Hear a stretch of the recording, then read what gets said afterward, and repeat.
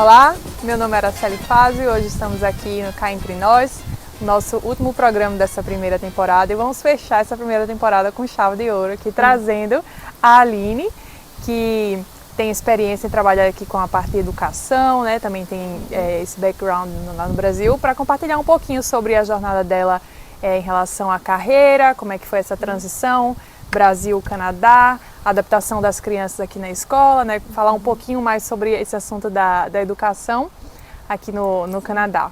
Então, Aline, primeiramente, muito obrigada, né, por ter aceitado aqui o convite e participar do Cá Entre Nós. Obrigada a você, é um prazer estar aqui.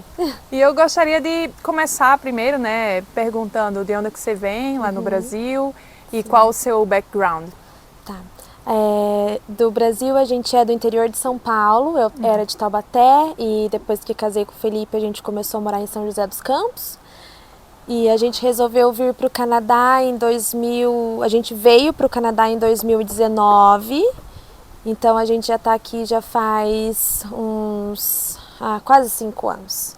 E lá no Brasil eu era professora, sou formada em pedagogia, trabalhei com educação infantil, trabalhei com ensino fundamental, e daí quando vim para o Canadá, a Catarina era muito pequenininha, eu estava grávida da Julieta e eu dei um pause até as coisas se acalmarem, né? O Felipe arranjar um emprego e a gente ficar mais tranquilo para eu poder entrar nessa busca da minha profissão no Canadá. Então, vamos dar assim um apanhado geral, porque você, pela conversa, né, só para o pessoal que tá em casa tá assistindo, então você veio para cá com o esposo, uma filha e uma já encomendada. Sim, sim. E qual foi o tipo, assim, como foi que vocês vieram parar aqui? Você veio estudar? Teve algum visto específico? Então, a Catarina tinha 1 ano e meio e eu vim grávida da Julieta de 7 meses. O Felipe veio com visto de trabalho e eu vim com visto de estudante. A princípio era para eu ter ido para a faculdade, mas aí quando eu cheguei aqui que eu estava grávida e a bebê ia nascer bem na época que a aula ia começar, eles me deram uma licença maternidade da faculdade. Então eu fiquei em casa durante 1 ano e meio junto com a Julieta. E a faculdade que você fazia era aqui mesmo em Kelowna? Não, a gente veio para ficar em Kamloops, porque a gente tem amigos muito próximos em Kamloops, então eu ia para TRU. TRU é o quê? Thompson River University, lá em Kamloops. Mas aí acabou que eu não precisei ir para a faculdade, porque a Julieta estava para nascer, e o Felipe também não arranjava emprego em Kamloops. Porque a gente já veio com isso meio que planejado, dele conseguir o emprego na área que ele precisava para a gente já conseguir o PR. Então ele não conseguiu emprego como engenheiro em Kamloops, aí ele começou a aplicar para vários locais. Ele falou, até para Toronto, qualquer lugar a gente vai, a gente tem 1 ano enquanto você tá off da faculdade. Sim. E daí a gente fala que Kelowna nos escolheu, porque foi aonde o Felipe conseguiu o primeiro emprego dele. E só para dar assim, uma contextualizada, Kamloops é uma cidade um pouquinho menor do que Kelowna, né? Sim. Não sei exatamente quantos habitantes tem, você tem uma ideia? Não Mas ela sei. é menor e menor. Fica mais ou menos umas 3 2 horas. 2 horas. 2 horas de carro daqui, mais ao norte, né? Sim, indo ao norte. E então o Felipe, como engenheiro o quê? Ele é engenheiro mecânico. Mecânico. Aí aplicou para todos os lugares e conseguiu aqui em Kelowna. Sim, aí conseguiu aqui em Kelowna o primeiro emprego e daí foi a correria, né? Então eu fiquei em casa com as crianças, deixei o meu diploma e tudo mais de lado para o Felipe fazer tudo que ele precisava primeiro. Sim. Então ele arranjou emprego, ele aplicou para o PR, ele fez toda a transferência dele e tudo mais. E eu fiquei quietinha em casa até as coisas se acalmarem. Aí, quando ele terminou tudo dele, eu comecei o meu. Então, vamos entrar um pouquinho agora nessa parte da sua carreira. Como foi essa transição? Assim, você tinha essa experiência já com educação no Brasil. Foi difícil de conseguir um emprego na área aqui? Como é que foi? Você pode falar mais ou menos assim, quais os desafios que você enfrentou? Sim. Então, quando eu resolvi começar a trabalhar, a Julieta tinha 1 ano e 3 meses e a Catarina já era um pouquinho maior. Então, eu não sabia se eles iam me aceitar, porque até então eu não tinha transferido nada, eu não tinha certificado nenhum, eu só tava, tá bom, vamos arranjar um emprego. Aí eu falei, bom, o não eu já tenho, então eu vou aplicar em daycare, que é o que eu sei fazer, que é educação infantil, na minha cabeça era educação infantil, igual do Brasil, e vamos ver o que eles vão falar. Então eu arranjei meu primeiro emprego no daycare, e daí eles aceitaram as minhas crianças. Eles falaram, bom, para você trabalhar com a gente tem a vaga para sua filha. Que a Julieta, como era muito novinha, era muito difícil de achar vaga para ela. Sim. Então, assim, foi muito bom. Até indico para quem está vindo com criança e precisar trabalhar, o daycare é uma ótima opção, porque ele sempre tem a vaga para o seu filho. Mas a forma como você está falando assim, qualquer um pode aplicar para uma vaga para trabalhar no daycare? Sim, mas aí você vai ter que fazer os cursos depois. Sim. Porque, por exemplo, eu entrei no daycare, não sabia de nada que eu precisava. Sim. Aí a diretora, a minha coordenadora do daycare, começou a me ensinar e... Aí a coordenadora, ela começou a me ensinar e mostrar o caminho que eu precisava. Então eu entrei como Responsible Adult, que é o adulto responsável. Paga bem pouco, mas foi uma experiência ótima para mim, como não tinha nada de experiência aqui no Canadá. Sim. E ele estava me pagando e minhas crianças estavam lá. Então você não precisava pagar daycare? No meu primeiro emprego eu tinha acho que 30% ou 40%, não lembro, de desconto. Então eu pagava um pouquinho, mas mesmo assim no começo para mim foi ótimo, porque eu praticava mais o meu inglês, porque ficar dentro de casa não estava praticando. Sim. E saía de casa, trabalhava a cabeça então para mim foi ótimo esse meu primeiro emprego. E também foi bom porque eu comecei a aprender os caminhos do que eu precisava para fazer a transferência do meu diploma aqui. Tá, então você pode falar agora pra gente quais são esses caminhos? Sim, então eu comecei como Responsible Adult, que você faz um curso que não é nem um curso, é uma provinha que você faz de algumas unidades, que custa, na época que eu fiz, custava $80. Mas você pagava ou a província ou a escola pagava para você?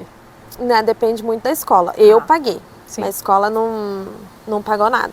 Mas tem escolas hoje em dia, que eu já vi outros daycares, que pagam bastante. Paga quase todo o seu curso inteiro. Sim. Mas na minha época, no meu caso, eles não pagaram. Então eu fiz o cursinho de $80, você não precisa de prova de inglês, você não precisa de nada. Você só precisa saber um pouco do inglês para você poder responder as perguntas. Sim. Mas para quem tá chegando, né, Uhum. é bom. Aí, depois disso, eu comecei a fazer o curso para ser assistant. Então, você entra numa faculdade e você começa o curso de ECE. Nesse processo, eu já tinha mandado toda a minha papelada da minha faculdade para o ICBC, que é onde eles fazem a sua transferência, não, a sua... Mas o ICBC não é do mesmo de tirar carteira de direção? De dirigir? Não é ICBC. Não tem problema. Não é ICBC. É BCID. BCID. Ok. Tá, tem problema. É esse lugar aí. E aí eles estavam fazendo todo o processo de validação do meu diploma. E daí eu tive que fazer, depois que eles validaram todo o meu diploma, porque o meu diploma era mais de 5 anos do Brasil, eles pediram para eu fazer estágio de novo. Sim. Porque aqui eles validam de 5 em 5 anos o seu certificado. Sim. Então, eu ganhei o meu assistant, o meu certificado de assistant. Aí você aplica tudo pelo governo também.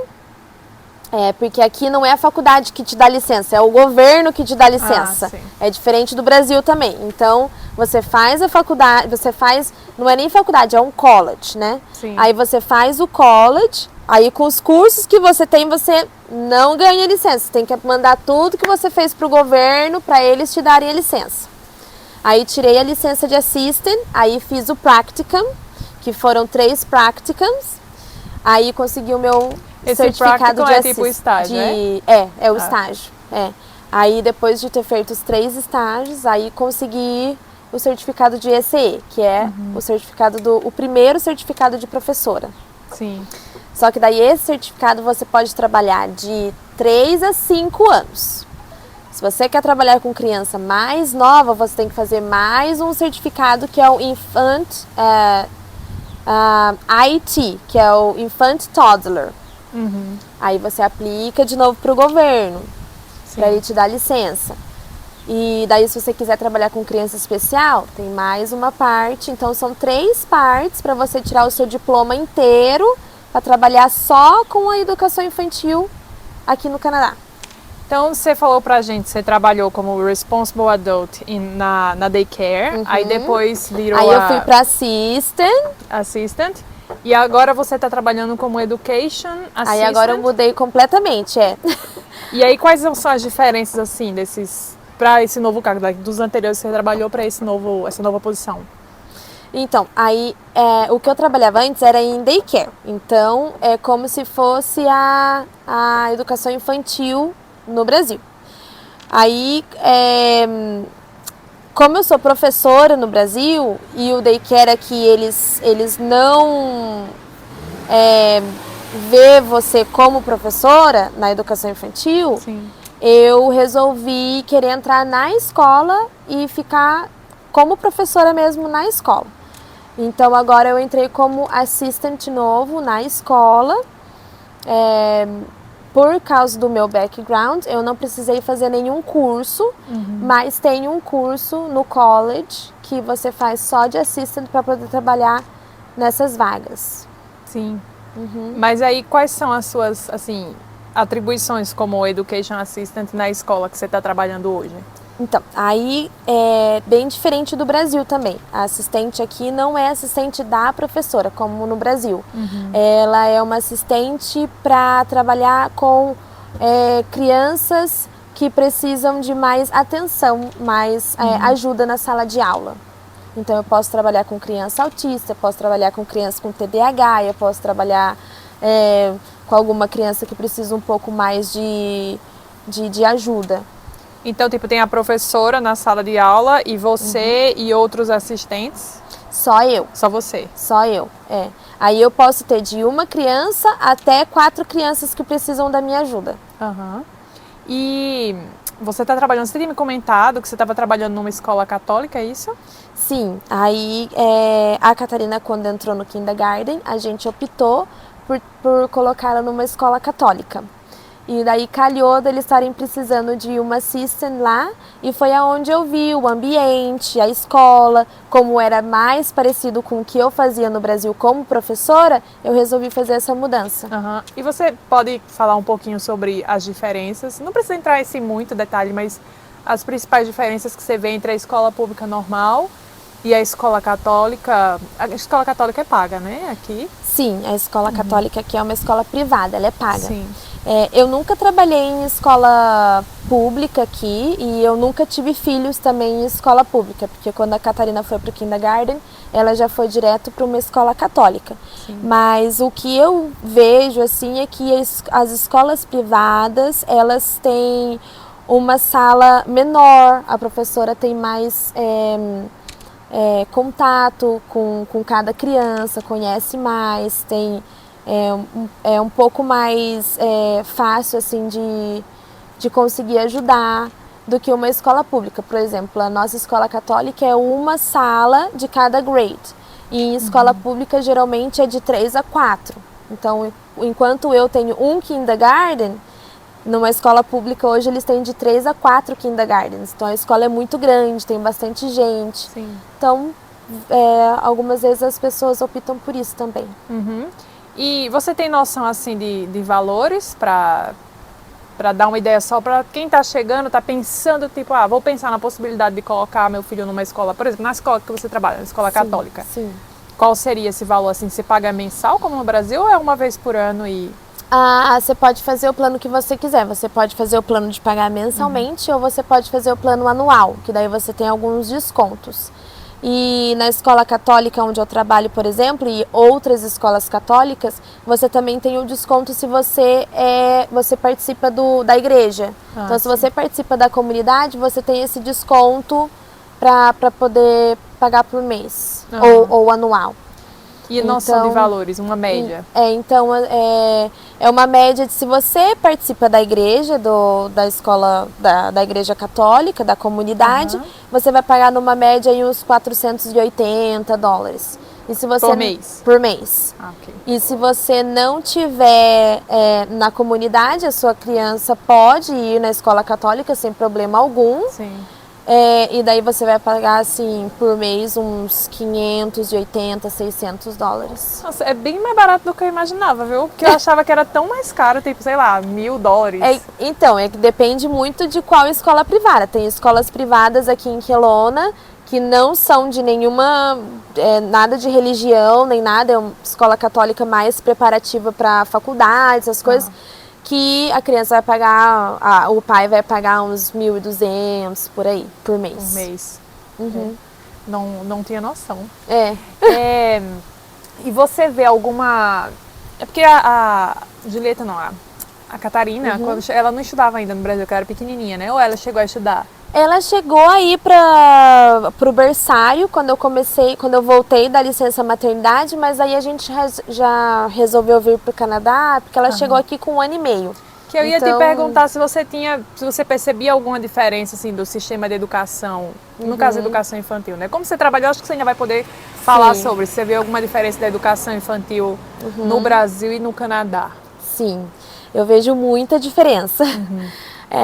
A educação infantil no Brasil, ela já a gente tem que ser uma pessoa formada para trabalhar na educação infantil no Brasil ou no berçário. E aqui não. Então você vai encontrar várias pessoas sem qualificação para estar com seu filho. Achando que você ia falar uma coisa boa.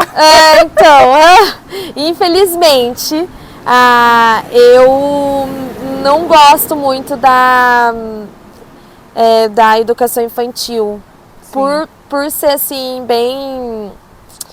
bem mais pobre que a do Brasil. E na escola, quando a Catarina começou o kindergarten, aí mudou totalmente. Sim. E hoje eu trabalhando na escola, mudou muito. Eu gosto muito do ensino daqui. É um ensino que eu já trabalhava no Brasil, que é um ensino mais montessoriano, mais criança com o seu tempo.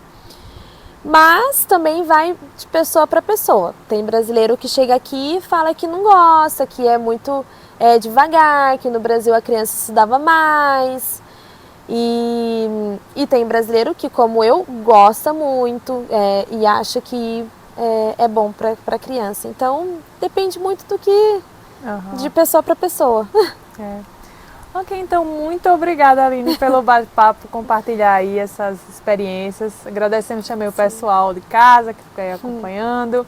E qualquer coisa, assim, ficou faltando uma sigla que eu não entendi, a gente escreve depois nos comentários. E não tem nenhum problema, não. E aí fechamos o nosso último episódio dessa primeira temporada e aguardamos vocês aí na próxima temporada, que vamos lançar em breve. Tchau, tchau. Tchau.